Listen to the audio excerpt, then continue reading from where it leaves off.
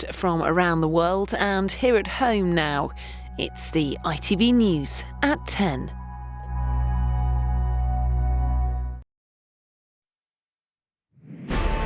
Feeling the heat after a day of disruption. We're warned temperatures could hit 41 Celsius tomorrow. Today, runways and roads melted, train services cancelled, schools shut.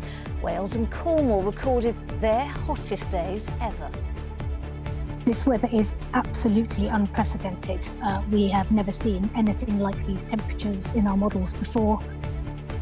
Hospitals and paramedics under pressure as the danger to life warning remains in place until tomorrow night.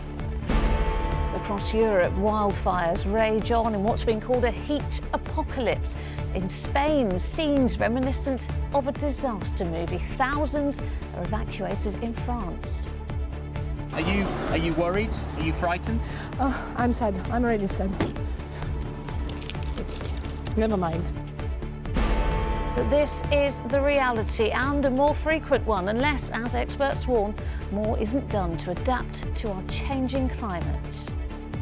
For many, it will be an uncomfortably hot night ahead of what's set to be another record-breaking day tomorrow. Also on News at 10 tonight. The results are in. Tom Tugendhat is out of the Tory leadership race as Liz Truss and Kenny Badenoch battle for a place in the final ballot. And why, after thousands of years, bison are back in the English woodland.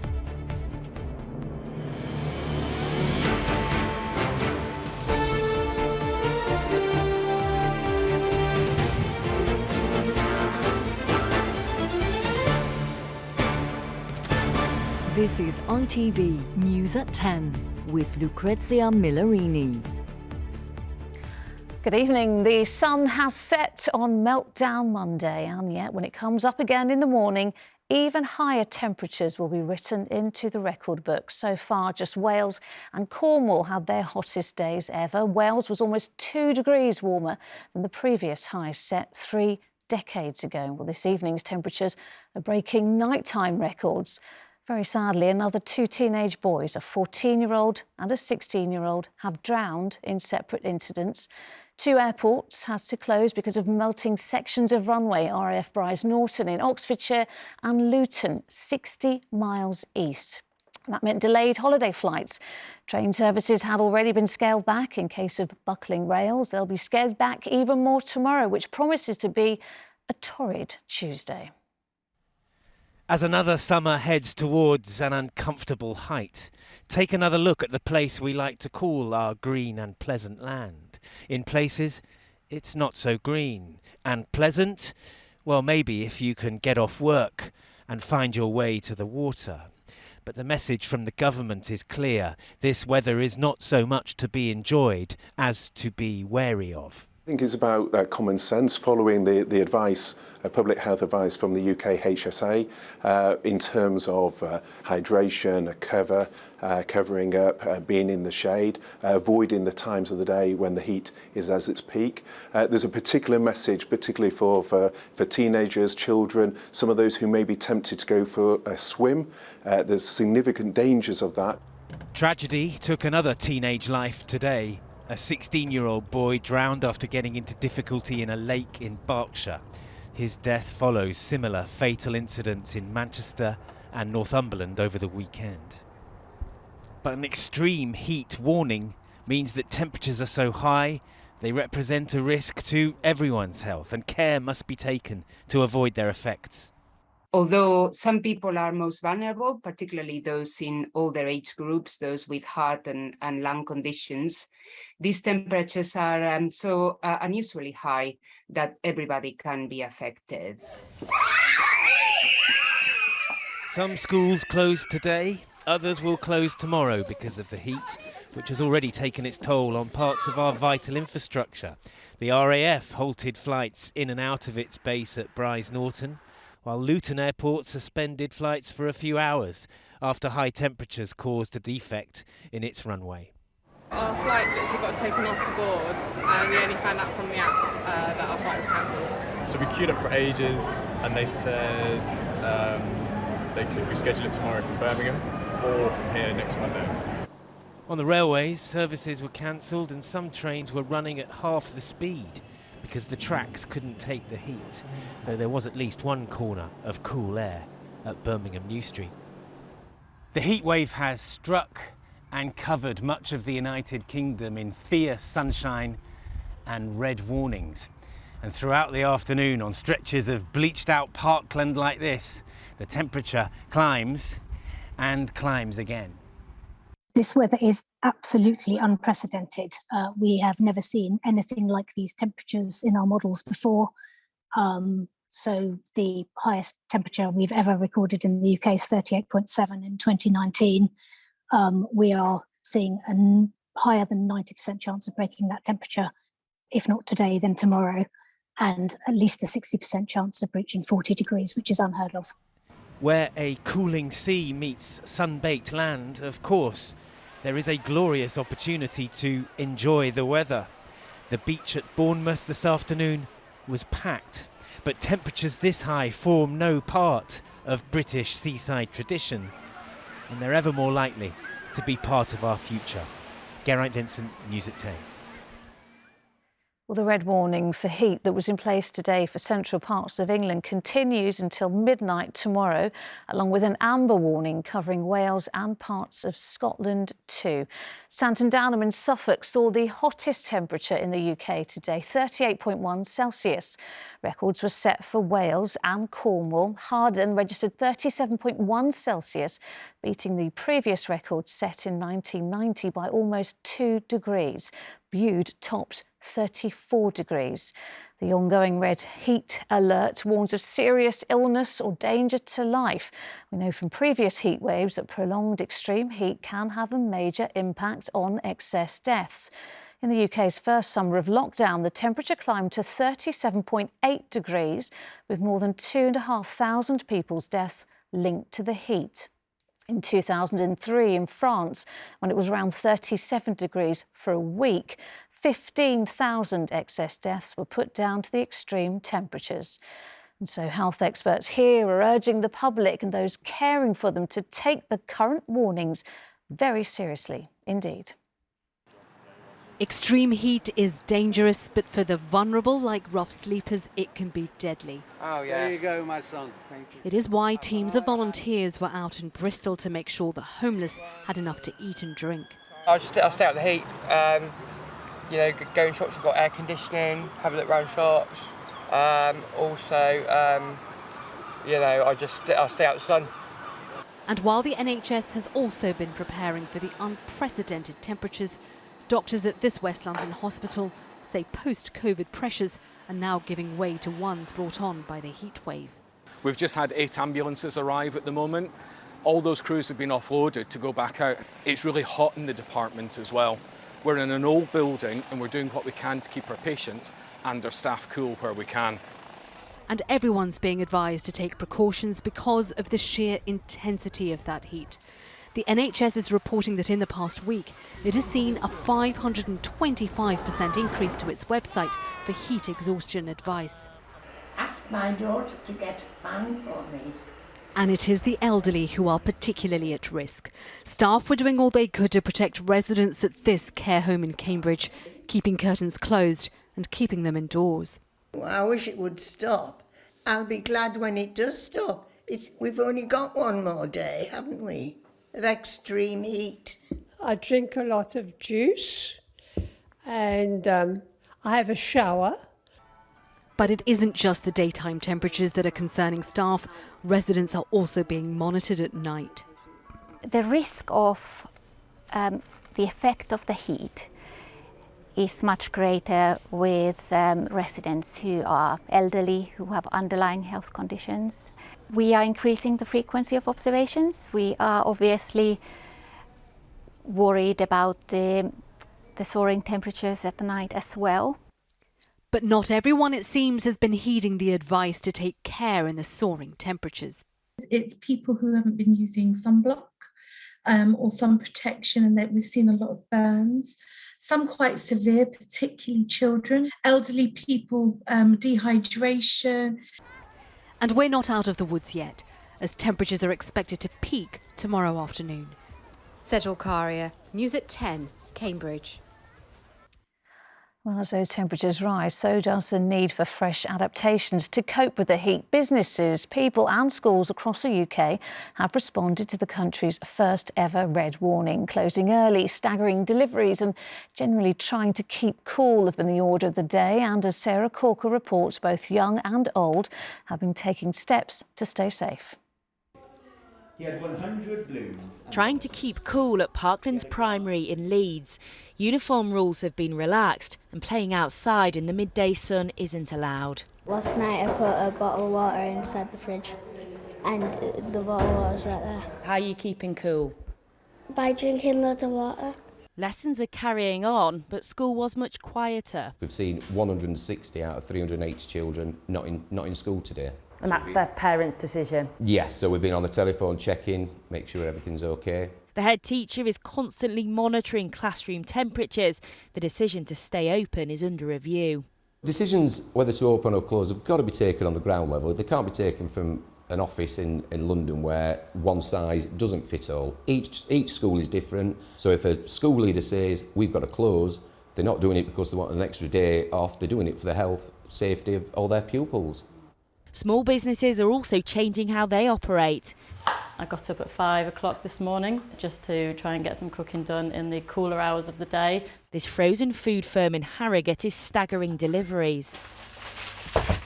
I have paused sending out orders via overnight courier because it's just too hot, and it's really important because it's for children that the food stays frozen, and it's just too risky, so I won't do that until the end of the week and into next week.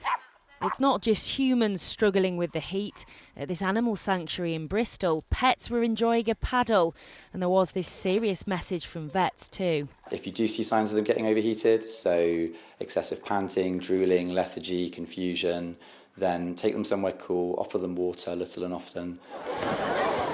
Back in Yorkshire, hundreds of people descended on Ilkley's open-air swimming pool, a welcome relief from the scorching sun. We've ordered 10 times the amount of water than we usually do. We've brought in multiple different first aiders, first aiding companies as well, external, not just ourselves as a council. We have at least 4 times the amount of staff than what we usually do. We've done the same with Esme, what we would do, you know, abroad, keep her covered up and keep a hat on and keep the fluids going. Keeping cool because pregnancy's not going too good with the heat at the moment, so yeah, it's good to come out and have this area. While some are clearly enjoying cooling off, these are conditions that Britain just isn't geared up to cope with, and it's set to get even hotter. Sarah Corker, News at 10 in Ilkley. This evening, police confirmed that another teenage boy is missing and believed to have drowned after getting into trouble in the Thames. He was 14 years old and disappeared in the water near Richmond in West London just before 5 this afternoon. His body has not been found, but police say they can only conclude that he has died. Well, as a plume of hot air nudges north, it now looks like Yorkshire could be in for some of the highest temperatures tomorrow, and there'll be more disruption on the railways as a result. Sangeeta, our North of England reporter, is in Leeds for us this evening. Sangeeta, if people there thought today was hot, well, things are set to get worse tomorrow.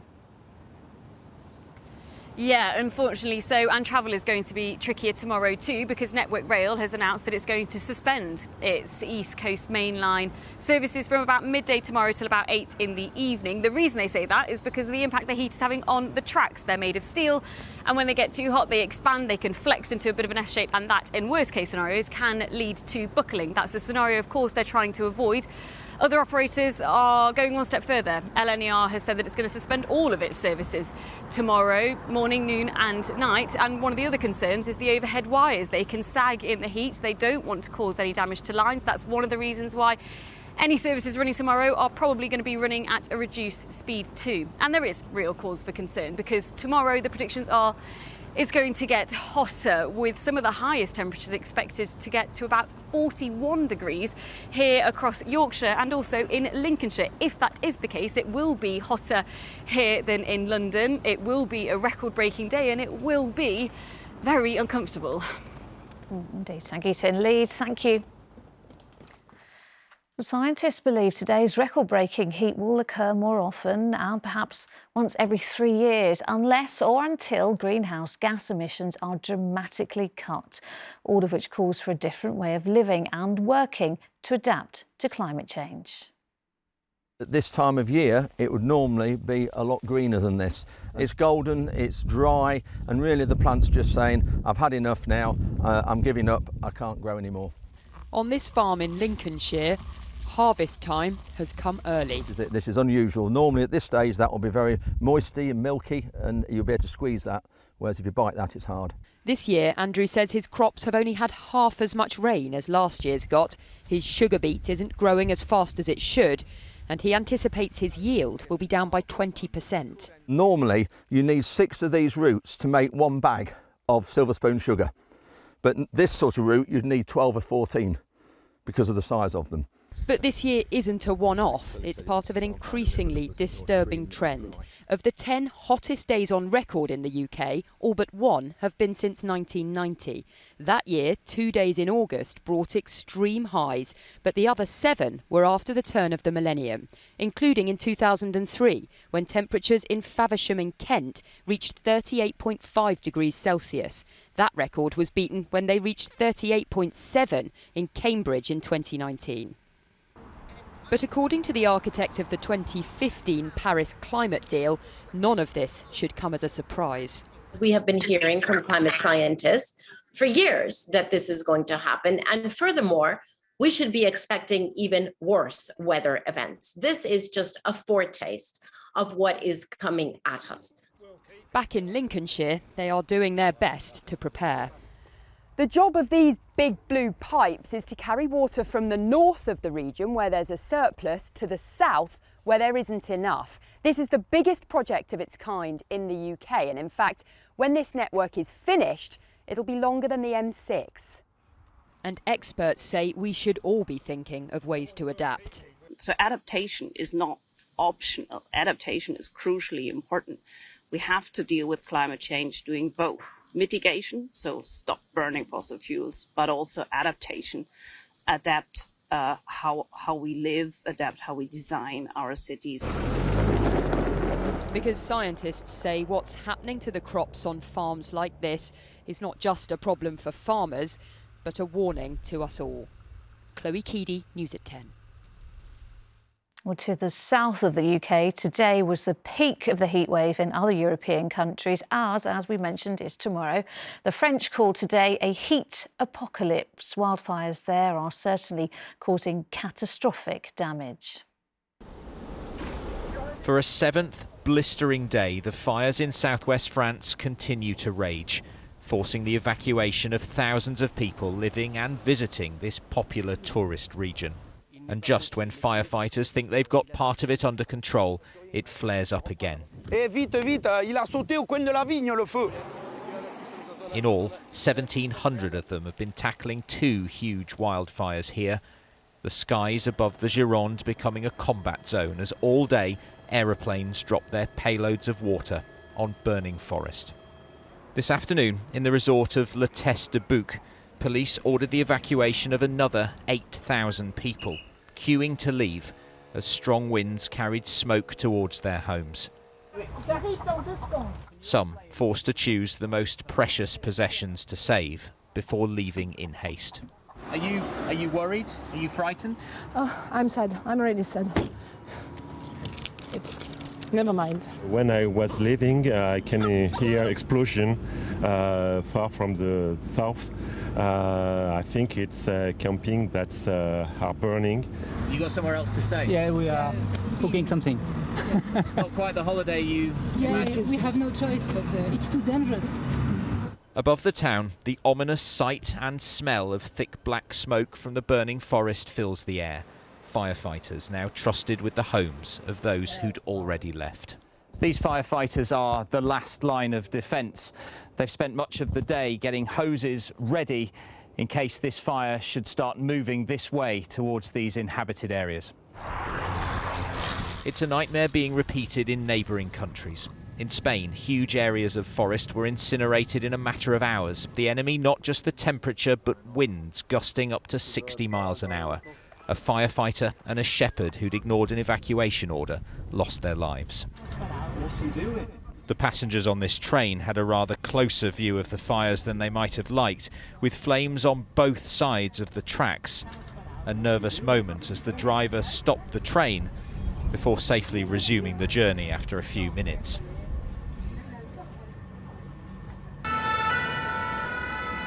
Tonight, in the Gironde, firefighters are being praised for their exceptional work, keeping the ferocious effects of climate change from people's very doorsteps. Well, Ben is still in the Bordeaux region of France tonight. Ben, some incredible pictures there. How unusual are wildfires of this scale and intensity in that part of Europe? Well, it's not unprecedented for there to be forest fires in this part of France. What is unprecedented is for a heat wave this intense to last this long, so early in the season and so widely across Europe. A senior French firefighter today said that there's no such thing as a fires season anymore. They need to be ready for them 12 months of the year. And a meteorologist described the temperatures in southwest France today as a heat apocalypse. Indeed, provisional readings taken just a few miles from here put the high today at 42.6 Celsius. That's a new French record. Now, the temperatures are expected to drop tomorrow, quite significantly actually, down to the high 20s, but the wind is still expected to be strong, and that will continue to make life difficult for the firefighters here. 600 of them remain on duty tonight, tackling the fire a short distance from here. The local government here says that the fire is still gaining ground, so the danger hasn't passed, and with the ground so dry across Europe, the prospect of more deadly fires will continue throughout this summer. All right, Ben, thank you. And things are hotting up in the contest to be the next Prime Minister. The former Chancellor, Rishi Sunak, is now just 5 votes away from reaching the all-important final 2. Penny Mordaunt is still second, but going backwards. Tom Tugendhat is out, so that could leave Liz Truss and Kemi Badenoch competing to stand against Mr Sunak. Well, the man who one of the final 4 will replace couldn't make this morning's heatwave meeting. Boris Johnson had another high-flying engagement. In they came again, and Tom Tugendhat is eliminated from the election. Then there were 4. Rishi Sunak leading the pack with 14 more MPs, taking his total to 115. Penny Mordaunt slipping back by 1 to 82 in second place. And then a battle on the right of the party between Liz Truss, who only went up 7 to 71, and Kemi Badenoch, who went up 9 to 58. Tom Tugendhat eliminated with the support of 31 MPs. Do you think Kemi Badenoch should step out of this race now to unite the right? Well, I would certainly like her to step out, because I think that she could join forces, as Suella has done, with Liz, and then make a formidable team. She's done very well, but it is time now, I think, for us all to get behind Liz and make sure she goes into the final round. What do you say to that? Absolutely no chance. Kemi's in it to win it. They said she wouldn't get the 20 names for the nominations. They said she'd be out in the first, she'd be out in the second round. She's gone beyond expectations every single time. And so comes the horse trading. On a night in Parliament where MPs are already haggling over numbers, particularly the votes of the 31 MPs who backed Tom Tugendhat and who will be up for grabs tomorrow. We will travel as a pack with him. We are an incredibly strong and loyal team surrounding him, and we will look forward to seeing, as we discuss together, where the right place to go is. All the momentum was with Penny Mordaunt last week. Today she slipped back by 1 vote. What's gone wrong? Well, after 3 days of the most extraordinary and vicious personal attack in the Conservative media, to be honest, I think it's a triumph that she's in second place. The viciousness has not just been aimed at Penny Mordaunt, with several blue-on-blue attacks in last night's ITV debate, including this on the economy. This something-for-nothing economics isn't Conservative, it's socialism. Under your plans, we are predicted to have a recession. The intensity of the attacks led to an outpouring on MP WhatsApp groups. One message leaked to ITV News said, "The division, smears and personal attacks this weekend have been disgraceful. Nothing will kill our party more than blue on blue." "It's shameful," added another. "I can't believe this is happening." But as Boris Johnson laid down a vote of confidence in his own government earlier, he talked up Tory unity. After 3 dynamic and exhilarating years in the cockpit, we will find a new leader. and we will coalesce in loyalty around him or her. And the vast twin Rolls-Royce engines of our Tory message, our Conservative values and beliefs will roar on. He was talking about a real cockpit as the Prime Minister channelled his inner Tom Cruise in a Typhoon fighter jet. D-Mob happy perhaps as he prepares to say goodbye to his time in charge. Anushka Astana, News at 10. And in the last few moments, government has won that confidence vote that Anushka mentioned. Robert is here to make sense of all of that. Where did today's ballot results leave the Tory leadership race then? So it's perfectly clear that Rishi Sunak is now going to be in the final two, that runoff over the summer where members choose who our next Prime Minister is. But it is all to play for in terms of second place. Penny Mordaunt, who's been in second place for some time now, is still in second place, but she went backwards a tiny bit. The biggest gain was from Kemi Badenoch, who was almost nobody had heard of before this competition, middle-ranking minister. And Liz Truss, the Foreign Secretary, made slightly less progress than she would have wanted. Now, my initial analysis was that this meant that Penny Mordaunt probably now wouldn't face Sunak in the runoff because she's lost momentum. But I've just heard that possibly half of Tom Tugendhat's supporters, he was the chap who got knocked out tonight, that's about 15 or 16, are likely to go to Penny Mordaunt tomorrow, which would then lift her much nearer that crucial 120 threshold, with only a small number, perhaps 3 or 4, going each to Badenoch and Truss, which would mean that tomorrow Kemi Badenoch will be left out, if my information is correct. Okay. And therefore the big contest tomorrow will be between Truss and Mordaunt for second place. All right, Robert, we shall find out tomorrow if your predictions are correct. Thank you. To the potential dangers of brain damage from heading in football could be eliminated altogether for under-12s in England. At the moment, the guidance is that they should not practice heading in training. Now, the Football Association will bring in a ban in certain competitions on a trial basis with a view to make it permanent in 2 seasons' time. Now, anyone seeking a bit of shade in some of Kent's ancient woodland might think they'd succumb to heat stroke after all when a small group of bison appeared through the trees today. In fact, one of the reasons bison has been reintroduced is for their role in tackling climate change. They can manage the habitat in a natural and organic way by grazing and felling trees, creating space for other wildlife. Early this morning in the Kent countryside, something not witnessed here for thousands of years. Led by the matriarch, 3 wild bison take their first steps into a woodland near Canterbury. And after taking a few moments to get their bearings, they start to get to work, doing just what they've been brought here to do.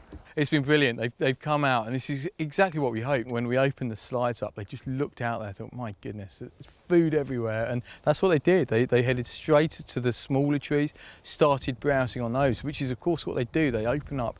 You get a stable herd of bison, you get a stable forest and a stable environment, and they start opening up areas. The European bison, which can weigh up to a tonne, have been introduced by Kent Wildlife Trust and the Wildwood Trust to manage more than 1,000 acres of enclosed woodland. It's hoped they'll slowly kill off the plantation of Corsican pines, making way for native species to spring up in their place. They just create this mosaic of landscape, and they fertilise the land. They disperse seeds. They have these huge dust baths as well. They'll lay down, create these big clouds of dust, which again opens up the ground, creates a habitat for invertebrates, for lizards, reptiles, and of course bird life will really thrive on that as well. And after similar successful reintroduction programmes in Europe, it's hoped these ecosystem engineers will help to slow down climate change and restore the British countryside. Martha Fairley, News at 10, Kent. And that is all for tonight. Thank you very much for being with us. The national weather forecast is on the way, and you'll find more tips about how to get to sleep during the heat on our website. So good night from all of us. Sleep well if you can.